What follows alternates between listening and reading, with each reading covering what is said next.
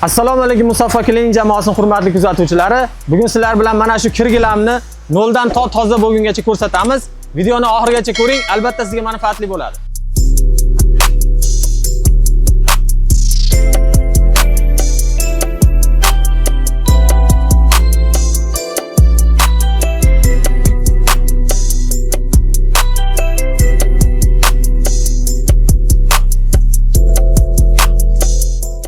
Mana birinchi ishimiz gilamimizni oddiy suv bilan ho'llash jarayoni.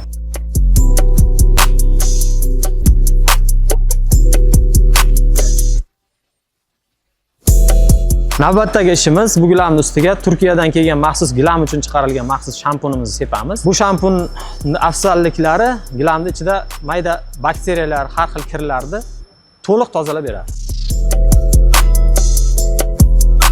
Shampun sepish jarayonidan o'tdik. Endi mana rotorlash jarayoniga keldik. Bunda gilamni tolasini ichigacha tozalab yuviladi.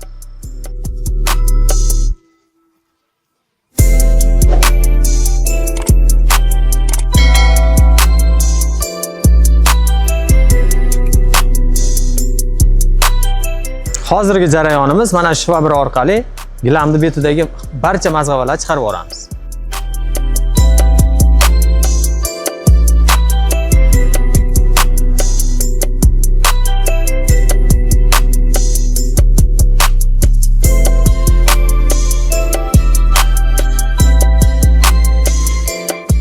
Gilamimiz yuvib toza bo'ldi.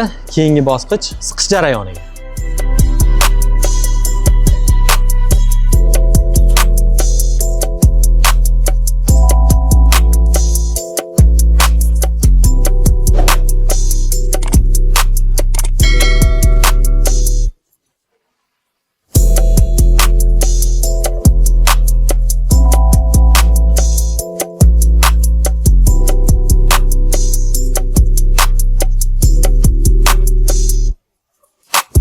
Mana gilamimiz har xil jarayonlardan o'tib, quritishxonamizga yetib keldi.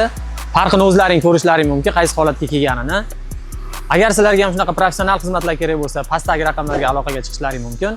Shunga o'xshash foydali ma'lumotlarni o'tkazib yubormaslik uchun Musaffo klinik sahifasiga albatta obuna bo'ling.